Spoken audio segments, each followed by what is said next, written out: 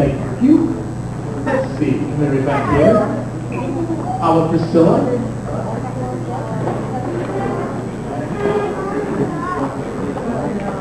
I'm Priscilla King. I am your medical bibliotecarian. And I met her when she was in my first class that I taught.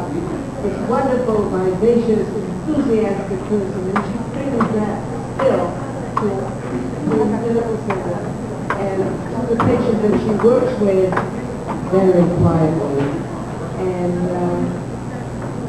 she is such a strong proponent for all the best that there can be about hypnotherapy, and is such a gift to her patients. And she is such a gift to us who know her, because it is a gift to be her friend. And Joanne, I'm so happy to be here on this surprise day. I kept telling people I'm going to a birthday party this afternoon. It's going to be such a surprise, because the birthday was in March, and yours is June. And enjoy your day and all your friends. We love you.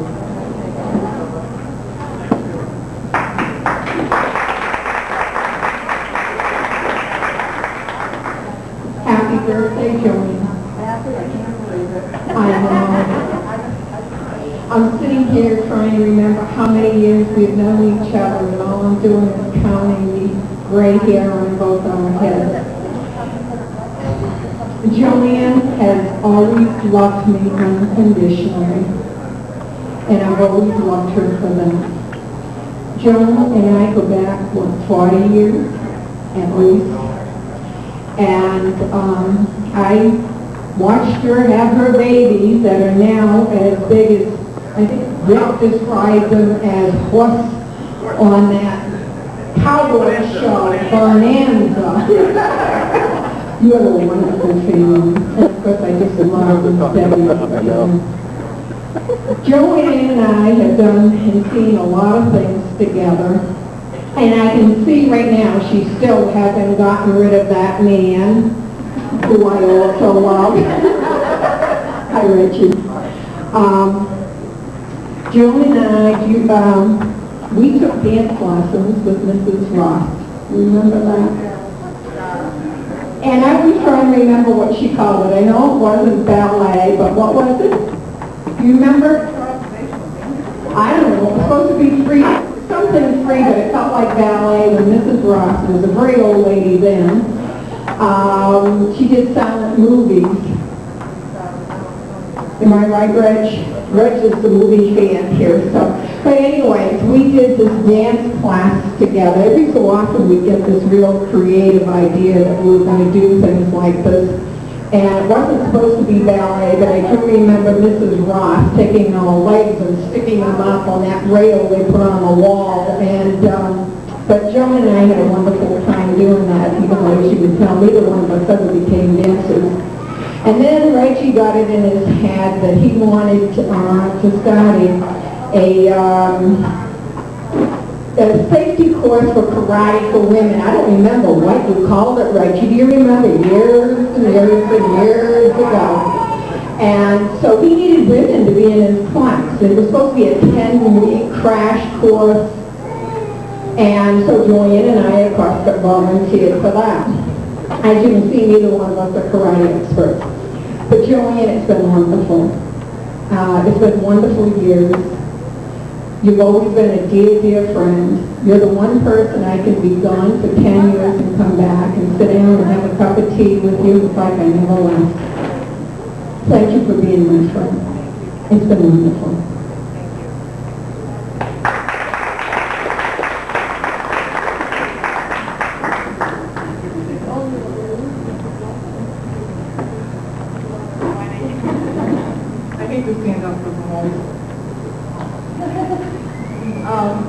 When I came to the ASU, it was after 4 years in another and I will never forget, because when I came to that unit, I was quite burned out. And when they talk about nurses eating your young and treating each other poorly, that unit was just like that. And I came to ASU, and the first thing Joanne walked up to me and she said, "Welcome to ASU.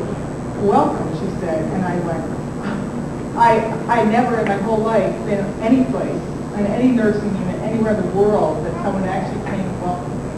And I knew that there finally I found my home. And it's been my home for 12 years, and I'll never forget that. One thing about Joanne is that, and it always makes me laugh, is that I'll have a patient, and I will treat them with lavish things on them. And they say, "Thank you very much," and they walk out the door. Joanne has a patient, and they all send her thank you cards. I don't care who it is, I'll never get a thank you card. Always says, "Joanne, we're going to thank Joanne." It just drives me nuts. I think, what do you have to do to get a patient to send you a thank you card? Well, Joanne's got about 1,000 of them, sure she does. She's a great nurse and a great person. I love her.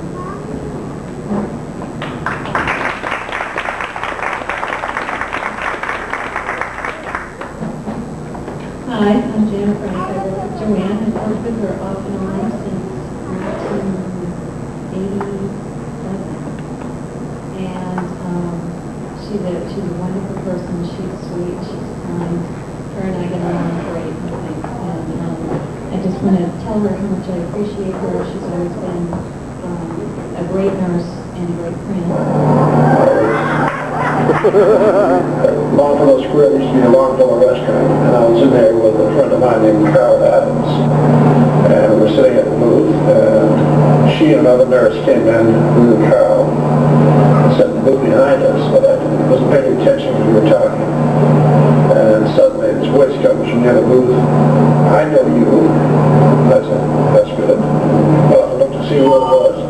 She says, "I know you," and I know all about you. I turned around and it was Joanne. She tried to get away from the family. After she met us, she went to New York, Columbia Presbyterian Hospital. But after a few years, we dragged her back. And then she kept trying to escape down to Sanford and Nelson Lake and all that. But we kept bringing her back.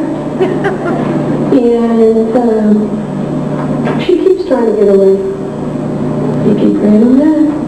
I've known Joanne most of my life, since I was about 5, and she's pretty much always treated me as a son, except for, well, she doesn't feed me as well as she does the rest of the crops. Other than that, she's always been on my back about going to school and changing my life and doing well and staying away from women.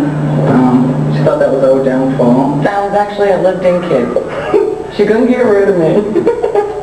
I don't know, like that time, I decided I wanted to stay there. She said I could, but we had to ask my mother's permission. Well, Mom always let me stay at Joanne, so that was cool. But I was the lived-in kid. I adopted them as if they were my family. And she didn't mind. She took me, and we had a great time. She's my whole life. When we talk out, and she said, "Since I came to the United States, over 10 years ago, she's always the same. She's always kind.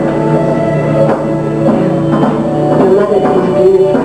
I think she's the most wonderful lady I never met. That's why I still hang around up here when I'm tired. I just go see her there. And I give a hug. She gives me a hug. Yeah, I feel that. Joey's very loving, very, very loving. And she's a great cause person. If anybody has a need, they become her cause.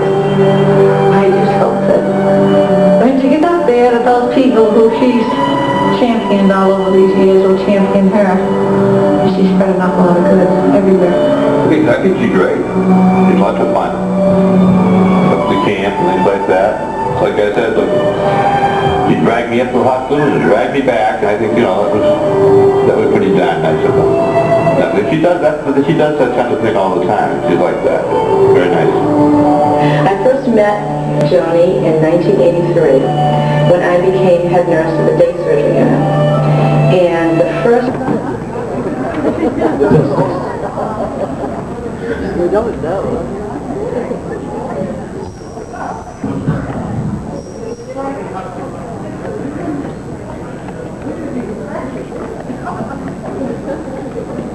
Of course, since I edited the video, I didn't have a chance to put myself in it, but I love you, Mom, and I hope this, here you go.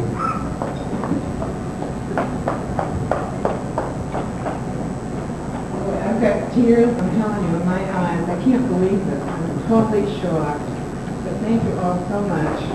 And thank you for coming. That's wonderful. And that was Carol. Yeah, Carolyn alone. She married Alan Carpenter. Yep.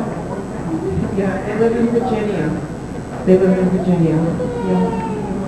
And I saw her at our 40th reunion from high school. She was there.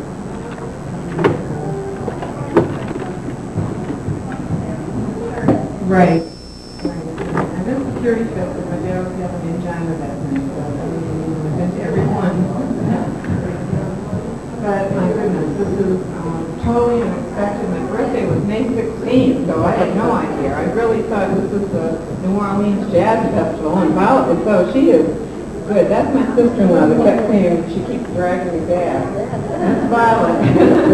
She's a good actress, too. I think she missed her calling. But all I can say is thank you so much. I'm beyond my wildest expectations. I can't believe it. We had a birthday party because on my birthday we celebrated Taylor and Sandra's birthday party, not Taylor. And that was fun with me. I mean, little did I know this was going to happen. So thank you very much, everybody. I love you all. I love my life. I wouldn't trade any of it. People say, I wish I was 20 years old. I wish I was 30 years old. I wouldn't want to go back because I love everybody. It's a part of my life. And I look forward to the years ahead. And that's the way it is. I wouldn't want to go back because I might miss meeting some of you people. And that's the way it is. So, love you all. I love where I am.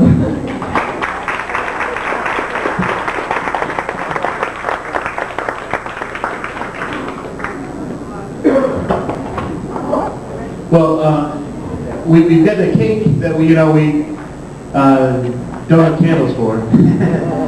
But we do have a cake, however, and so I guess why don't we all how about a happy birthday song for her? Just, kind of wrap it up. What do you think?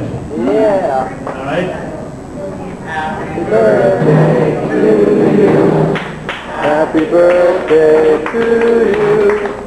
Happy birthday, dear Maureen. Happy birthday to you.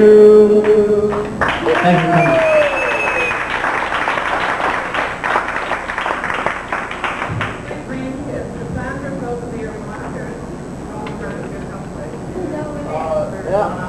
I didn't even hear that too.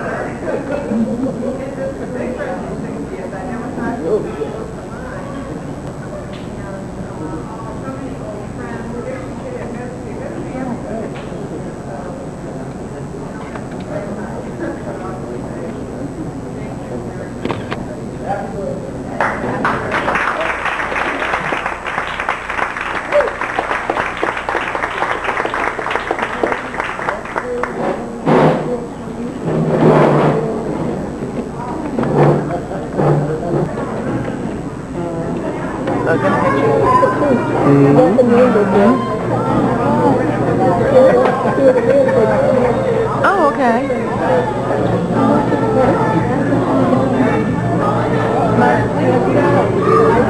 Yeah, I know it. You think? Thanks.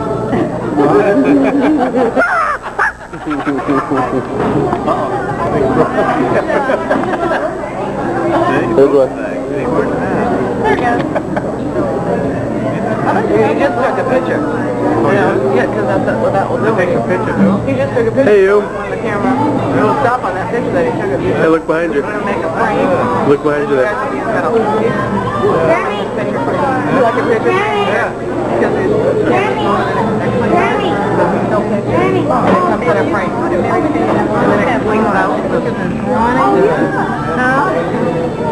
I want you to bring a cow.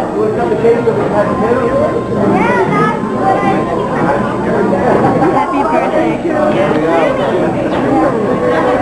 Hey, you.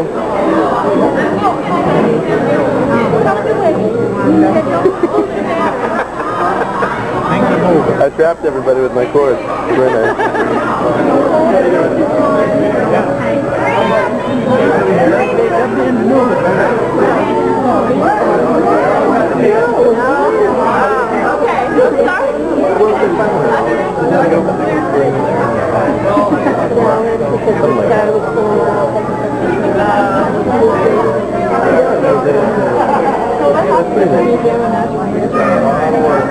They're in Washington, D.C.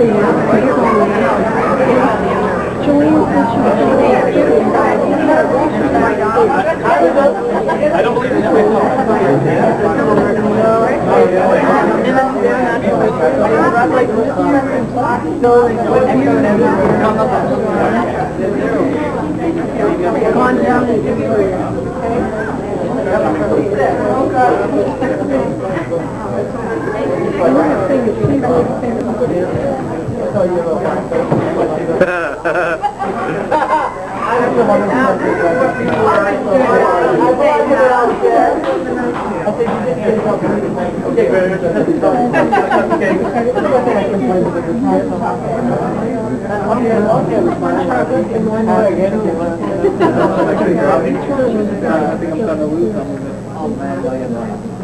I like the kid. Because that's right there. I had flowers in my ear. You're giving me a lot. Really well. Thank